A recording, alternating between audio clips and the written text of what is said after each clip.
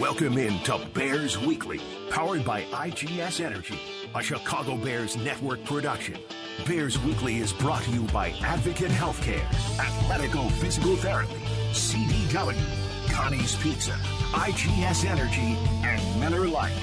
Here are your hosts, Jeff Joniak, a.k.a. the Mayor of Bearsville, and his sidekick, Tom the Surfmaster Thayer. Season in the National Football League and explore the new landscape of the Chicago Bears for 2025 and beyond. We do so tonight on Bears Weekly here on ESPN 1000 and the Bears Radio Network with Super Bowl winning Bears guard Tom Thayer and former Bears quarterback Jim Miller from SiriusXM NFL Radio. I'm Jeff Joniak. Coming up on the program, we visit with the outstanding draft expert from The Athletic, Dane Brugler, who always digs deep and goes deep with every single draft class. I want to thank our producers tonight, Dan Brody, Jordan Tredup, and in the ESPN studio, Justin Pottinger. The executive producer of the Bears Radio Network is Eric Ostrowski. Gentlemen, good evening.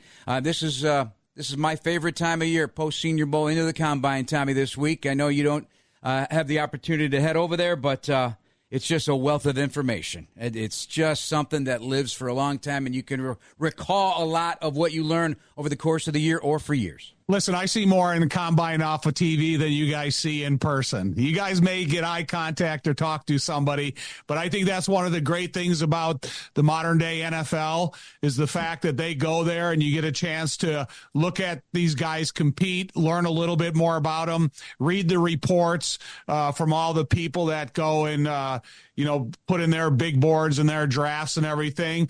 And it's exciting. I remember going to the Combine as a kid, man, and I was so excited to meet and greet and see some of the guys that I read about, talked about, watch from their All-American teams they made and stuff. And Jeff, if you're a actual participant in the Combine and you're not going there with your heart on fire, I think that gives you an indication of what you're really committed to for the next 10 years. The Combine was about the medicals, but like Tom said, you can probably see more on TV. But as for the interviews are great. You really get to get up close and personal of how a player ticks. And, some guys don't get invited. Jeff, you just called the Senior Bowl down in Mobile. 8 guys from that game did not get invited. But that doesn't mean that you're not going to get drafted or even sign as an undrafted free agent. I always bring up Carl Brooks, D tackle of the Green Bay Packers. He played at the Senior Bowl, didn't get an invite to the Combine because a lot of these teams vote on players. And if you get 16 votes out of 32 teams, odds are you'll be at the Combine. If you don't get 16 votes, maybe like 8 teams want to bring another corner. So you may just fall out by 1 vote and not be able to go to the Combine. It didn't stop Carl Brooks. He's a big factor for the Green Bay Packers. And so I think for players after the Combine's over, then it'll turn to the pro day is what'll be the next step for them. But the interviews are terrific where you get to know the players. Yeah. On top of that, you're laying the groundwork for free agency. You're dealing with agents. There are deals with GMs making trades that will emerge once the new league here kicks open, and now free agency is less than a month away. So the conversations behind the scenes, Jim, are worth as much as those in-person interviews with the college prospects. Yeah, here, you talk about the two-way player, coming out and will he, what is he going to choose? Is he going to be a receiver? Is he going to be a corner? That's kind of a turnoff for a lot of teams. I know Pat had talked to my partner, Pat Kerwin, on SiriusXM. He had talked to a couple of NFL executives that they want him to commit to one position. He's going to work out probably at both, but they want him to decide because they have a vision for the player. And maybe it's like what Dane said. They probably think he's a better corner than what he is a receiver. Now, hey, we know Deion Sanders. He did both. He started out at corner, started to flip over to receiver, and maybe that's in the cards. But they want him to focus really on one position early if he were being part of their team. So saying, hey, I'm a two-way player to an NFL owner is kind of a turnoff really at this point. It's also the type of talent you're facing. If you want to be a two-way player in college and play against some of the college talent that he did, it's a little bit different than when you're going against a 5-star wide receiver week in and week out. Whether you're the number 1 corner on your team or your number 2 corner on your team, you're going to face a better receiver than basically you've ever faced in college. What are you most intrigued to learn from the Combine about position groups that may impact the Bears? Offensive line. I mean, certainly we know the sacks have totaled up. They just have been too many sacks. So I do think they want to focus on the offensive line. I know everybody's focusing on Trey Smith and free agency. Obviously, Ryan Poles knows the player very well, but you're going to find out there's some gems in this draft on the offensive line. I talked about Emory Jones down there for LSU, Zabel out of North Dakota State. This guy, he's played basically every position, but he's probably a center. He's a center when it's all said and done. And I think, for positions of the Bears, you sometimes you got to think outside the box. We get so caught up on body frames and traits and all those things. And there's a kid right down there at North Carolina. He's not invited to the Combine. Don't forget about Willie Lampkin. He's going to be a 5'10 center who's probably going to play at about 280, 285. This guy knows leverage, and he is very powerful. He went against the big guys down there in Mobile. He did not embarrass himself. I'm not saying he's going to be a first rounder, but he's a guy who you want on your team. He's 47-0 his senior year as a wrestler. This guy kind of reminds me of Carlton Hasselrig when I played for Pittsburgh. He was on practice squad his first year and then became a starter. He was a Greco-Roman wrestling champion, so he knew wrestling.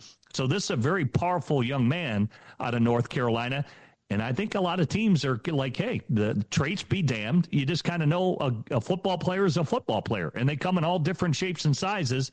And maybe you don't draft him as high as what you think. But, sure enough, he's going to make your team one way, shape, or form. Tom, where are your eyes going to take you? It's a difficult, it's a difficult because I always, gravitate towards offensive linemen. I like looking at their athleticism, their ability to move their feet.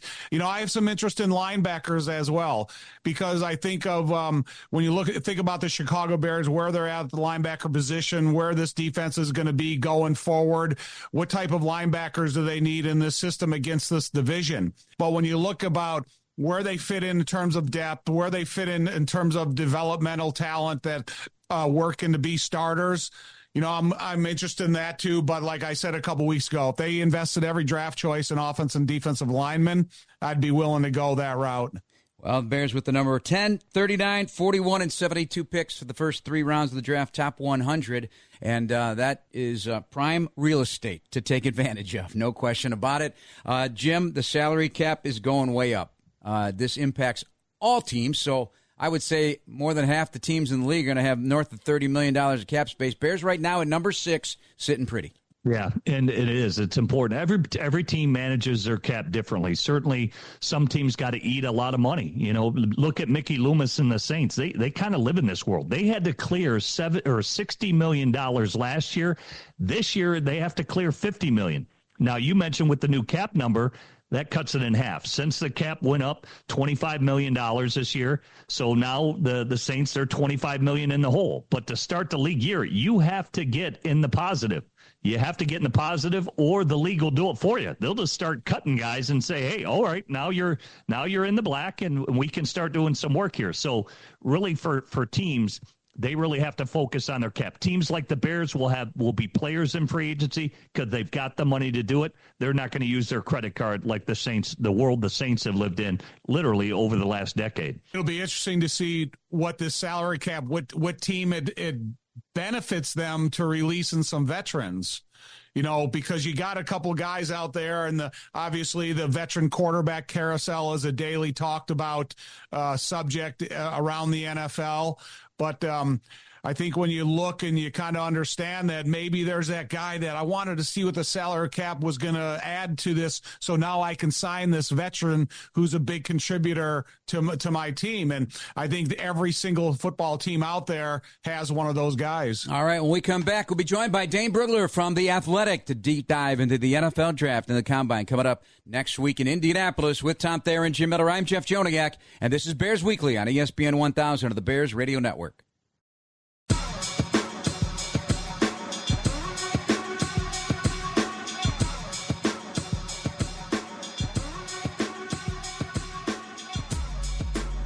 It's Dane Brugler, the draft analyst from The Athletic.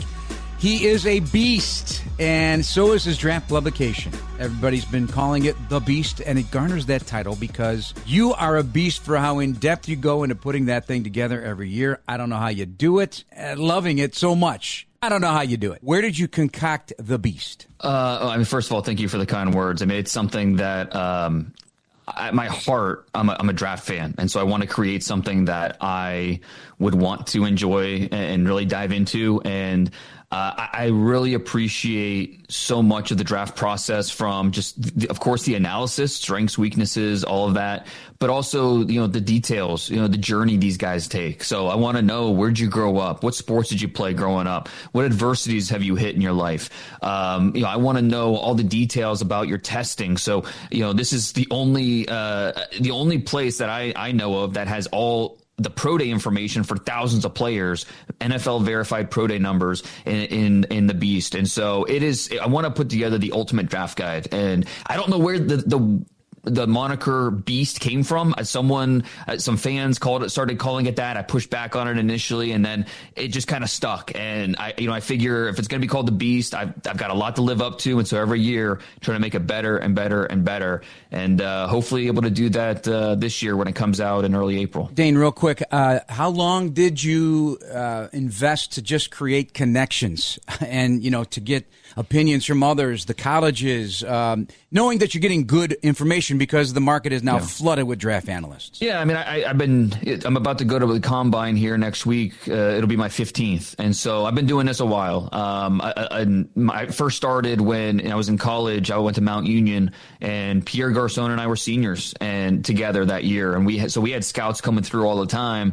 I worked for the football team. And so I was taking scouts all, to practice and the, different parts of, the facility to meet with Pierre and the coaches and that kind of thing. So that was my first, foot in the door to the scouting world. And so I still have a lot of those connections, a lot of those friends. And that's why I love the combine, is, of course, to talk to the players, to see the on-field workouts, but everybody's in Indianapolis. So a chance to meet with, my buddies in the league and, catch up with them, meet new people, whether it's the agent community, people like that. So it's something that I've been doing long enough, and there's mutual respect there. I have so much respect for what scouts do, what agents do, and they look at my work and see that I'm not just, I invest everything I have into this. And so the mutual respect is something that I think really shows through. Dane, what's your foundation for studying a guy like Travis Hunter? What side of the ball do you start with, and what kind of preconceived notions of the draft are in your head after studying him a little bit? Well, he's incredibly unique, right? I mean, we don't see players like this come around. I mean, even Charles Woodson, way back when, he wasn't playing the numbers of snaps on offense that we saw Travis Hunter play this year. It's just really a unicorn type of situation. And so I think, teams are looking at it from that frame of reference too, where it's like, okay, we've never seen a guy like this. So we have to kind of attack it differently than we would a normal prospect. The combine's going to be big because this is going to be the first chance for coaches to really get eyes on Travis Hunter. Of course, they know who he is, but coaches have been involved during the season. They're focused on the season. Now that the season's over, we're in the off season. They have a chance to really focus on these prospects. And so when they have a chance at the combine to sit down with him and get a better sense for, okay, where do you want to play? First and foremost, I mean, are you dead set on playing both ways? What's your favorite? Do you love to play offense? Maybe do you love to play defense? And, you're okay doing the other one on the side, or, whatever we can work in. So finding out what Travis Hunter wants is going to be paramount during this process. And if he's dead set on playing both, you have to make sure that your coaches are on board with that if you're going to consider drafting him.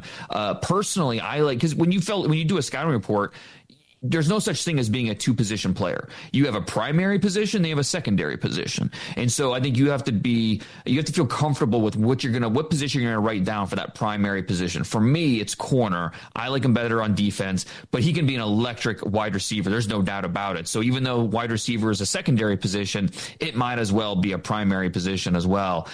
He should do some fun things at the combine.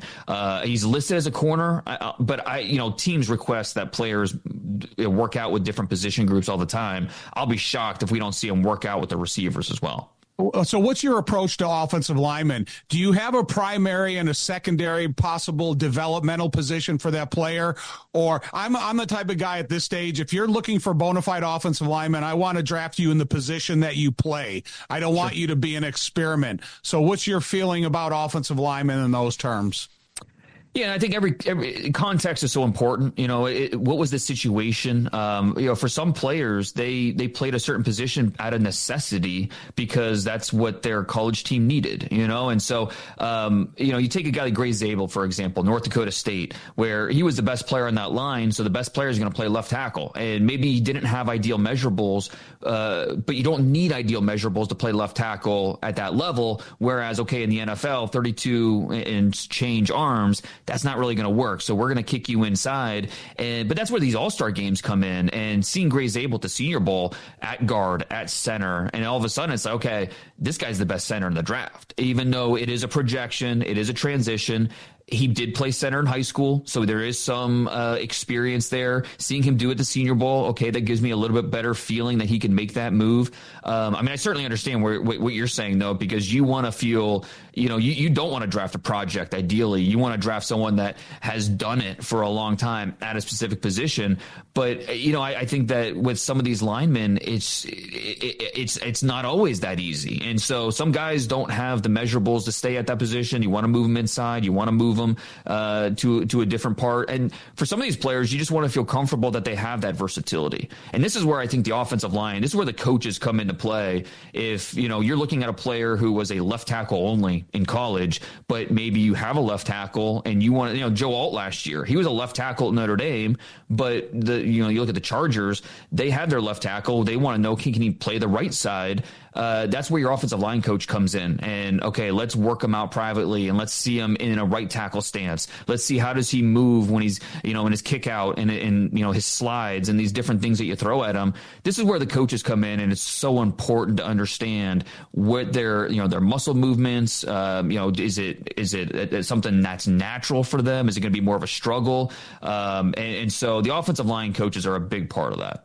Dane Brugler from The Athletic, our guest here on Bears Weekly. This segment of Bears Weekly brought to you by IGS Energy with Tom Thayer, Jeff Joniak.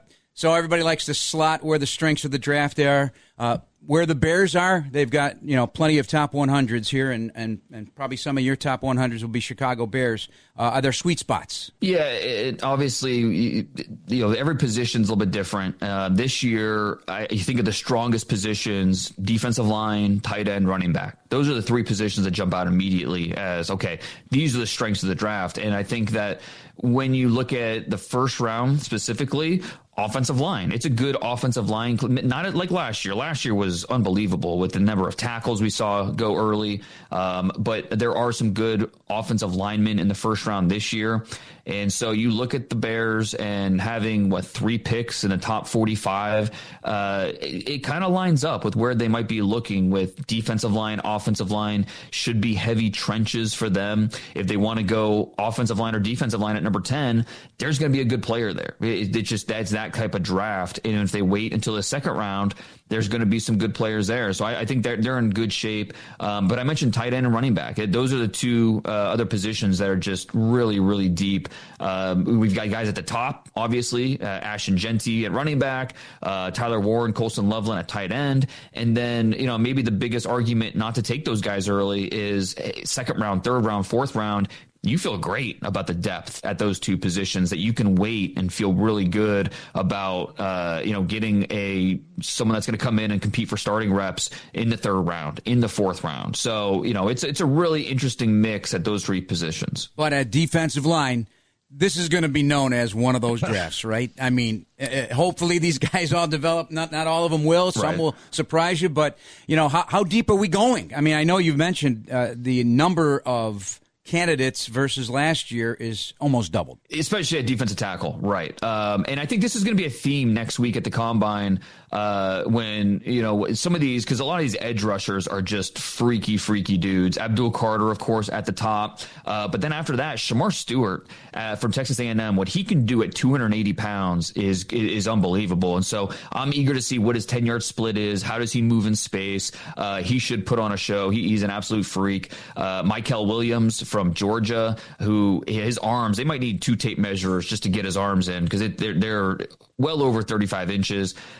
He moves well. You think about like maybe Tyree Wilson a couple years ago went top 10. I think Michael Williams is probably even a better player than that. Mike Green from Marshall should test well. So the combine, a theme of the combine is on defensive line day. There's going to be a lot of people oohing and on at what these guys look like, how they move, and the promise that they show. Because again, the teams draft traits, not production. And some of these guys don't have the production, but they have the traits. And that's what NFL teams are going to bank on. So there's a lot of those guys. And then, defensive tackle, Mason Graham's going to go early. He's kind of the opposite, where I don't think he's going to necessarily test off the charts. Like his arms aren't going to be super long. His body's going to be okay. He should be a fine tester, but he's not going to be a freak tester. But the tape's just that outstanding.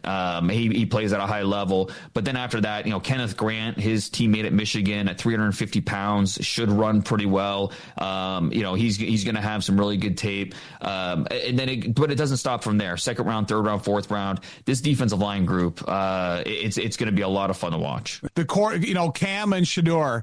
Do they have to throw at the combine to get a evaluation, or is it something that they'll show up at the combine, but they won't throw until their pro day? Yeah, and we haven't heard them publicly say yes or no they will or they won't yet. I think when you think back at it, I don't think people remember who did and who didn't. Like, I don't think people look back and say, remember when Bryce Young didn't throw at the combine? Like, I don't think they look at it like that. Now, you do kind of take note of it. Like, okay, well, what's he hiding from? Is he scared of competition? Is he, take a guy like Shedeur Sanders, for example. He's going to be throwing right next to Tyler Shuck from Louisville, who has one of the best arms in this draft, if not the best arm. He has an absolute power arm. And is Shedeur look at that and say, maybe I won't throw next to him at the combine. Maybe I'll just wait for the pro day where I'm throwing to my guys on my terms, doing it my way. And that would go along kind of with how people think of Shedeur Sanders. So I'd love for him to fight back and say, no, I'm going to go compete. I'm going to go show what I can do. And really he should, because he's not – I don't think he has maybe a ton of as much leverage maybe as some people think. He's not penciled in to be a locked top 5 pick. I don't think he's a locked top 10 pick. So, if he wants to really convince the Raiders or the Giants or one of these teams that, hey, I should be your guy, go out and throw, show what you can do. And the same thing for Cam Ward. I'd love for both these guys to go out and compete. All right, Dane, we could talk to you for the full hour, and I know everybody wants to talk to you, so I thank you for taking the time for us on Bears Weekly. We'll enjoy the Beast when it comes out. We'll see you at the Combine. Thank you so much. Can't wait. Thanks, gentlemen. Thank you, Dane. Dane Brugler from The Athletic here on Bears Weekly on ESPN 1000 of the Bears Radio Network.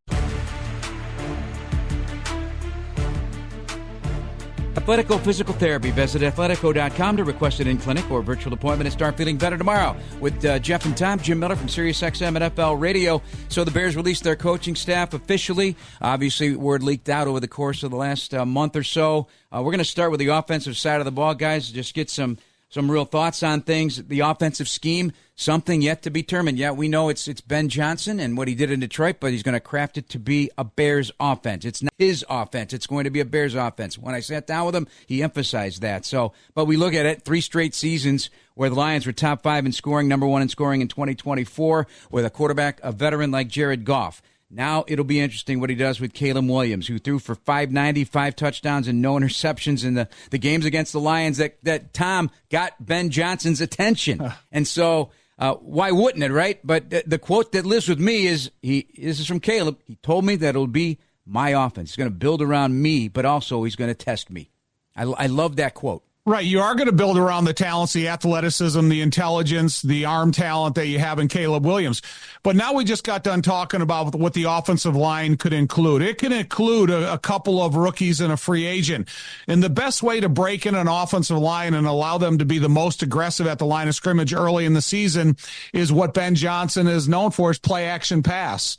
And so I think when you take everything into account with the receivers, with the tight end, with the offensive line, what you want to do to continue to develop these guys, if you can be a team that has an emphasis on play action passing, you're really going to have a chance to allow your offensive line to develop and be as aggressive as possible and really help these guys grow into the unit that you ultimately need them to be around the second half of the season. So I'm encouraged by what Ben Johnson has in his offensive wake, and I also look forward to see what Caleb can do in his future.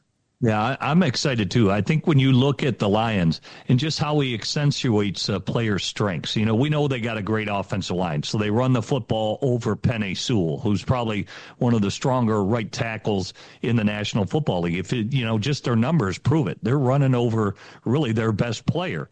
And then you look at how he puts Gibbs in space. Look at how the receivers attack the secondary. Amon-Ra St. Brown has been incredible since he entered the league. But just go watch his routes and how he attacks coverages. And Jared Goff, I think we can all agree, his game has gotten better since under Ben Johnson, since he arrived in that trade from the LA Rams. So I'm excited about that. I'm with Tom and you about this, Jeff.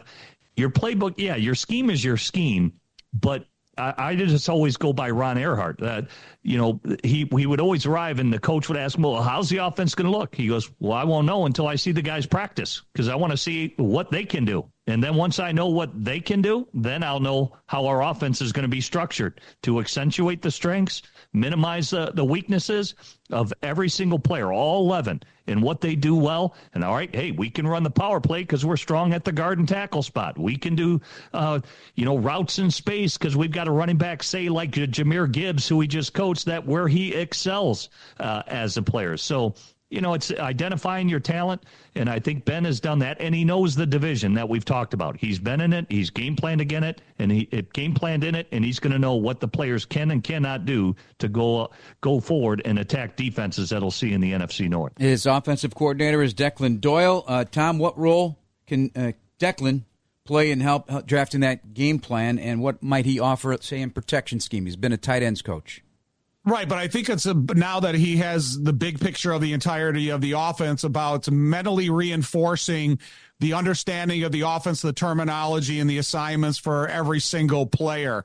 Probably not as much of a hands-on approach with like the offensive line, but when you're talking about all the receivers, the tight end, the running backs, and the quarterback position, there is so much information that Declan's going to have to learn before he starts teaching it to a new group of players.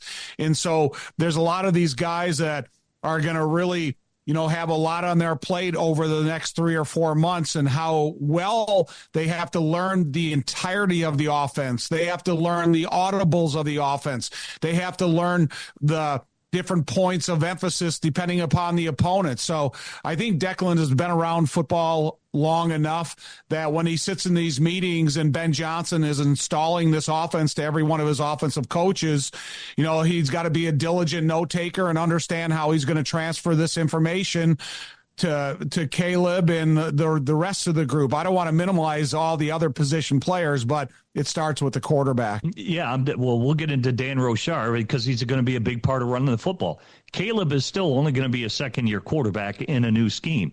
You better be able to run the ball, and you better be able to have play-action pass because that's going to clear up a lot of reads for Caleb. And let's be honest, he cannot get sacked as much as he did last year. Part of it is on the offensive line. Part of it is on him. It's on his preparation. He's got to know his reads. He's got to get through his protections, know where he's hot, know where he's not. And Dan Rochar, that's what's great about this staff. They've got a lot of experience. I was with Dan when I called Michigan State games. He coached offensive line. He coached tight ends. He's coached running backs. He's coached receivers. Guess what? He's been an OC. He's called plays before.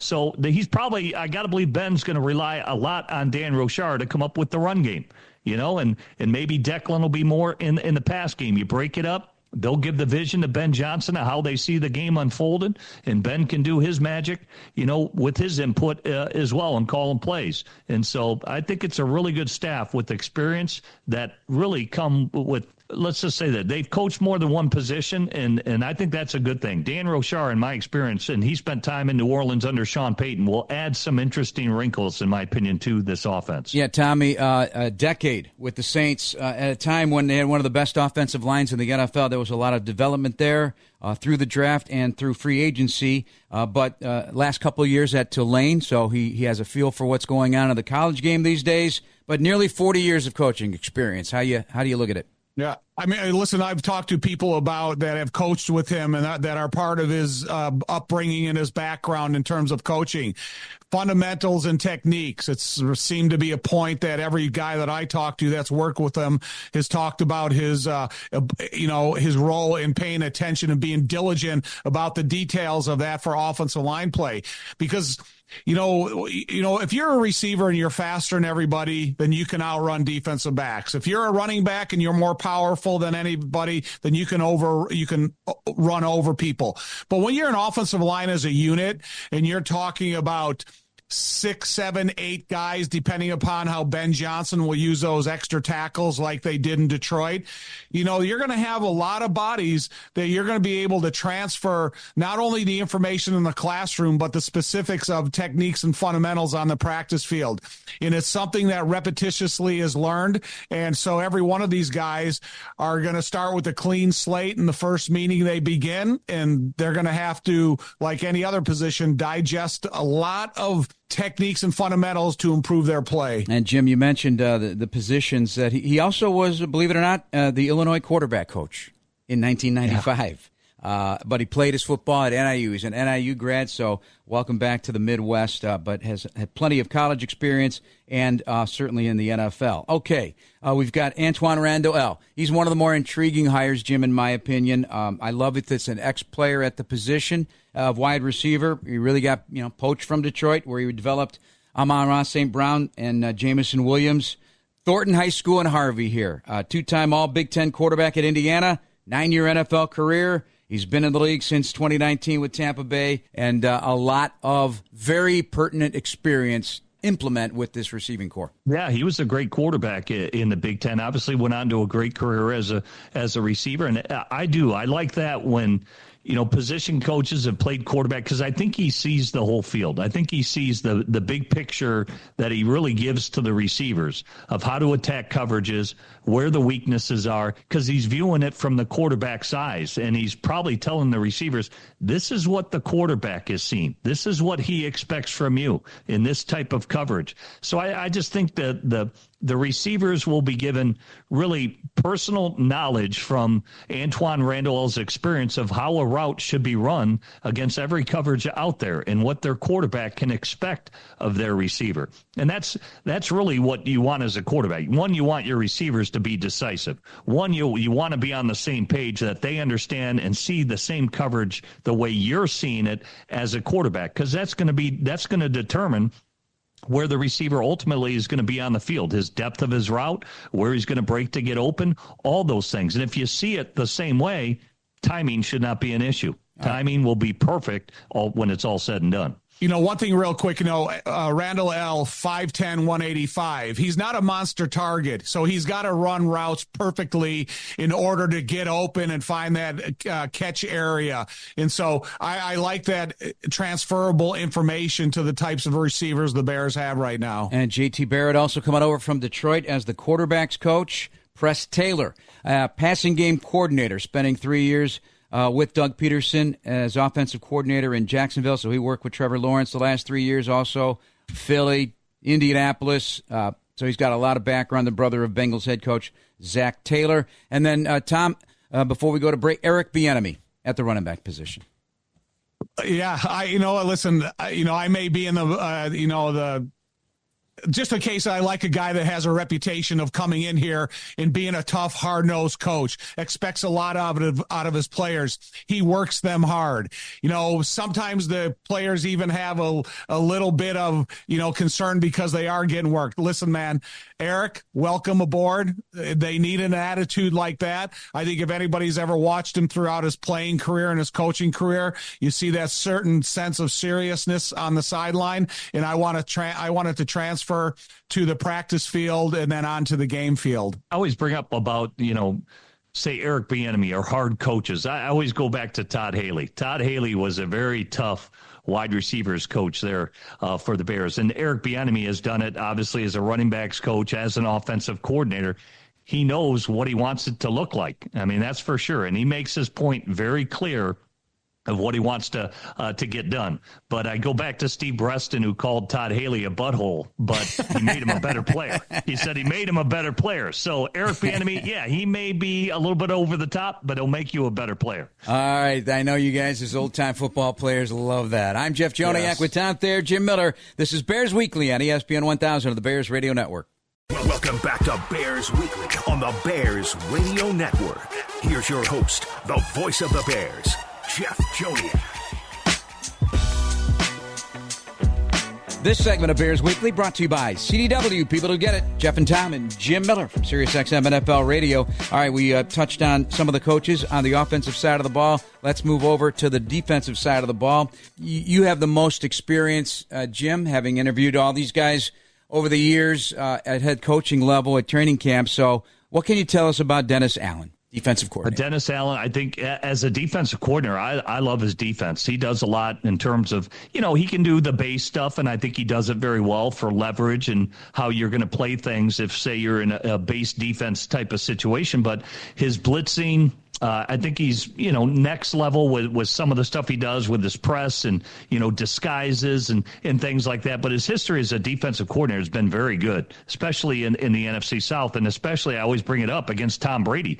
Go look at his defenses and what he did against Tom Brady. Tom Brady, some of his worst numbers are against Dennis Allen's defense. And just go look the past few years of Brady's career. Even in Tampa, the 2 years he played there, those were historically some really bad numbers when they played the Saints by Brady. They got turnovers, they got sacks, they got to him. So every game is its own different entity, so to speak. And I think he looks at it that way as a coach, that what we did last week, it may not be what we're going to do this week. So he is going to be constantly adjusting, and every week's game plan will be a little bit different. So when you hear say Tampa 2, he's not running Tampa 2. Every week is its different entity and how he's going to attack an offense.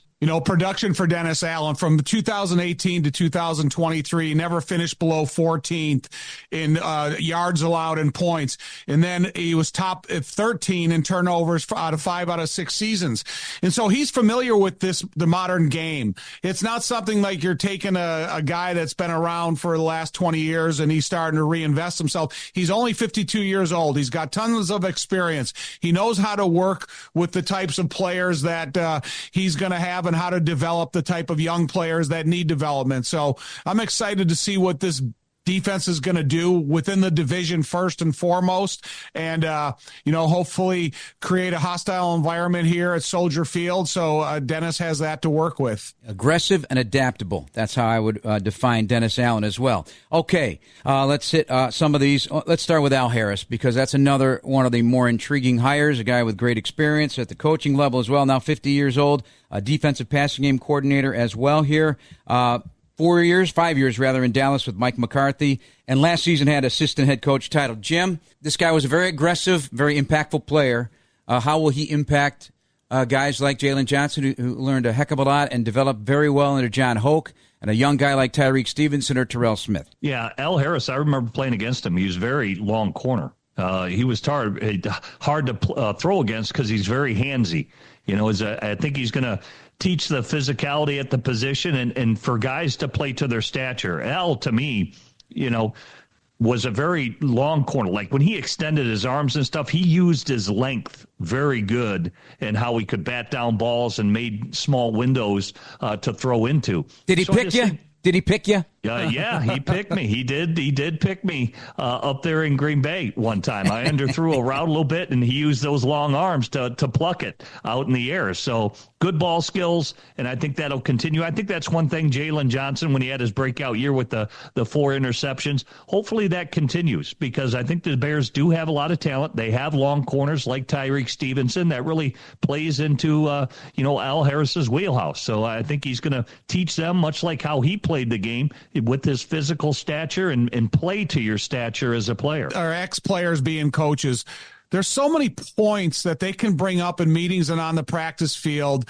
that they've already experienced, and they can have that pre-thinking portion of the game inside their head before it ever happens. And we see in a lot of instances over the course of time how it affects the defensive back play. And when you have a guy like Al Harris has been totally invested in the game since college, throughout his pro career, got right into coaching, I think he's a great part of this defense. And to me, defensive backfield is still one of the most important positions for success in the NFL. Yeah, 15 NFL seasons, 21 interceptions, two-time Pro Bowler, and it's the little things, the tricks of the trade that the veteran players develop over the course of time that they can point out on tape, or something subtle that deals with their technique or how to tackle a certain type of assignment. And that's always beneficial, in my opinion, as well, being an ex-player. Let's go. Linebackers coach, another guy you're familiar with is Richard Smith, Jim.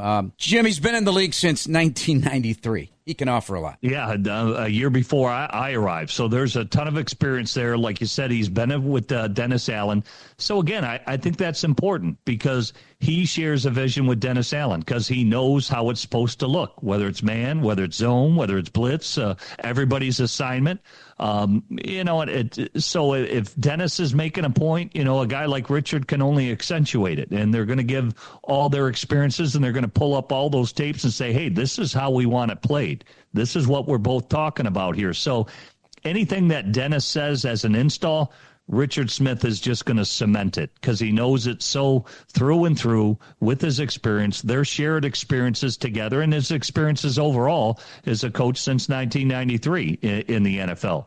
The game's changed quite a bit, but these coaches, they adapt and they adjust in this modern game. Go look at, as Tom put out some of the numbers, these guys have been pretty good together in their past. And with the Colts last year, you helped develop Zaire Franklin. He led the league in tackles, second-team All-Pro last year, and a Pro Bowler, Tommy. But, you think about what you're coming here to Chicago to coach. When you look at TJ and Tremaine and the rest of the crew, you have a couple of super experienced veteran linebackers that have been around the NFL long enough that you can come in and you don't have to feed these guys a ton of information. All you have to do is reinforce the defenses that they're going to run. Be that educated eye from above that puts these guys in more efficient positions quicker. And so I think it'd be an exciting group to come here and coach. And, you look at the contributions of the linebackers, I expect more of the same. What do we know about Bill Johnson? 69 years old. He's a defensive assistant. He was Dennis's defensive line coach, and they both worked at Texas A&M. He's won a Super Bowl. He's won a national championship. He's been on 4 NFL teams, 3 SEC teams, including LSU, when they were unbeaten in national championships. I mean, again, a wealth of experience, Jim. Yeah, well, just look at guys like Cam Jordan. Proof is in the pudding. The numbers that guys have put up, and some guys have had to move on, say from the Saints in their past together that have gone on and done very well in the NFL. Again, they have a history together. They share the vision of what it's supposed to look like defensively, but it's at all levels. Here you're talking about D-line. We just talked about linebacker, Al Harris in the mix in the secondary. This is a complete package, in my opinion. So I think we know. The one thing the Bears know in terms of a team, you better have good defense. It's the history, it's their tradition, and I think they want to hold that mantle high because it's been so good for so long defensively. And Jeremy Garrett, the defensive line coach, he was Jacksonville's defensive line coach last year. Love this story, Tom. He was a loan officer at a bank in South Haven, Mississippi, earned his MBA. And his high school principal walked into the bank and said, "Hey, you like coach?" And that's what happened. So that's what happened. He started coaching a high school team, and here he is with the Bears.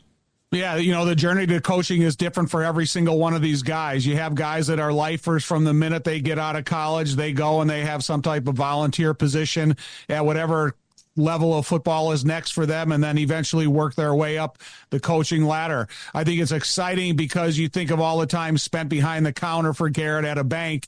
Maybe he sat there and thought the whole time, what is out there that's different for me? And then it happens to walk in the front door. All right, our final segment come up. We'll look at special teams and strength and conditioning, all big factors in the Bears for 2025 here on ESPN 1000 and the Bears Radio Network. This segment of Bears Weekly is brought to you by IGS Energy, wrapping up another edition here, pre-combine version. Jim, you'll you'll be with me next week at the Combine face-to-face when we do this show. So it'll be fun. Well, a lot of nuggets. Yeah, well, I'm looking forward to it, Jeff. Do I got to make this book again for you this year? I mean, you go deep with your knowledge. Well, yeah, every little bit helps. I can pass mine along when I'm way behind right now since the Senior Bowl, so I got to catch up. Well, Dane Brugler's not the only one killing all the trees. Blame Jeff Joniak. It's good stuff. There's so much information. It's crazy. I don't know how to keep tabs on it all. All right, let's look. Richard Hightower back. We listened to him last week on the show. He's super excited. He's got the attention of his players. There's some guys on there that are huge for him as he, because the roster is going to change, maybe even drastically. We talk about a third of the roster always turning over, but many of those guys are special teams players. But a guy like Josh Blackwell, plenty of guys, including the whole operation of the kick game, that can spread the language of Richard Hightower, Jim. Yeah, and I think we know rules are going to play into it. What are they going to do with the dynamic return? Because last year we saw the guys up front on the line, were they going to be able to use big guys? Were they going to use speed guys? And we'll have to see at the NFL owners meetings how rules are adjusted in special teams, because that's going to affect decisions on players that Richard Hightower is going to really want to politic for it and say, hey, coach, I really hope you keep this, this fifth linebacker, because I've got him on every core of my special teams. He's on all four. So, and he's got to be aware of the entire roster that we talked about, but rules play a part in it too. And certainly they had to come up with new ways and X's and O's and how you execute things to attack your assignment. And so it's always in flux. And I think Richard Hightower will be on top of it.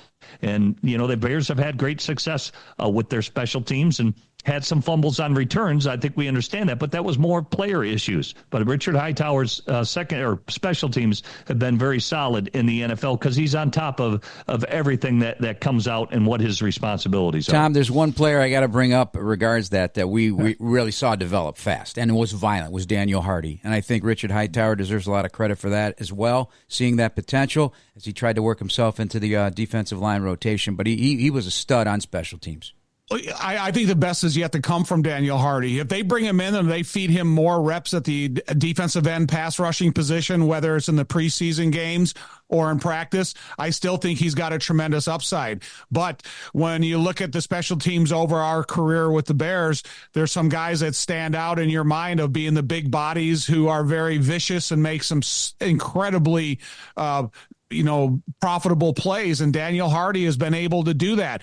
And the thing about a guy like Daniel Hardy, that he gives as much effort to special teams as he does trying to refine his craft as an outside pass rusher. And that tells you something about the desire of a football player. And you have that desire inside the weight room, inside the locker room, and on the practice field. That's contagious. And I think he's got the type of attitude that can help a lot of other players see the importance of preparation, commitment, and hard work. And Anthony Blevins, the assistant special teams coach off an UFL championship last year with the Birmingham Stallions, a former assistant for the Giants and Cardinals. He's a doctor, believe it or not. A doctorate degree, I should say, in instructional systems and workforce development from Mississippi State. Don't call him Dr. Blevins?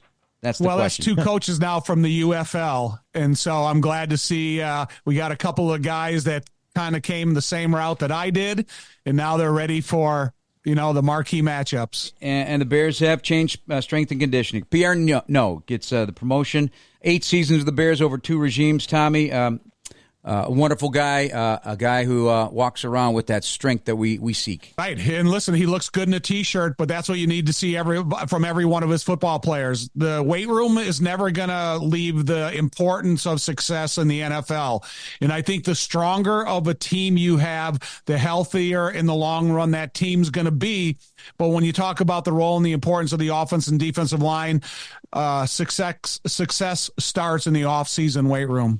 Well, it's interesting when teams do make a change at your strength and conditioning, because it normally is an indicator that maybe you had a rash of injuries that are similar, say hamstring, like soft tissue injuries. I remember Green Bay, before Mike McCarthy left, said, hey, we had way too many hamstring issues, and they switched over their strength and conditioning and how they trained, to really minimize, because that's really, we know if you break a bone, you're going to miss games. But these soft tissue injuries, whether it's a tweaked calf or a tweaked hamstring, things that can linger, maybe there are different ways, better ways to train to attack those soft tissue injuries that really can minimize a player's absence from game day. Hey, Tom, I know this is a big topic because they're two completely different schemes than what the Bears have had, the importance of what happens in the class versus being on the grass in terms of the off-season program, training camp, et cetera. Where is the importance lie for you? You know, it's the assistant coaches that are being taught the system by Dennis Allen and Ben Johnson to make sure that they have a complete and a total understanding of what they're going to start teaching. Because now you take whatever position you want to talk about, quarterback, offensive lineman, now you're being taught the information, you're taught the system of a new offense that's being installed by Ben Johnson. Now you have to be able to go teach that system, understand exactly what you're saying, answer the questions by the players that are going to come at you every single day in meeting. Then you're going to have to transfer that information that you're learning at the speed of a classroom to a speed of a practice field. And there's a bunch of different levels to that, but you just got to become so second nature by what you're saying, but you got to know it as well as what you're saying it. And so I think that's going to be a difficult part of the overall development in the offseason is make sure everybody's on the same page. All right, boys, we hit the finish line. Thank you so much, Big Jim. That's going to do it for us. For Tom Thayer and Jim Miller, I'm Jeff Joniak. Thanks to our guest, Dane Brugler from The Athletic. We'll talk to you next week from the Combine here on the new radio home of the Chicago Bears. ESPN Chicago. Black and Abdallah are next. Good night, everybody.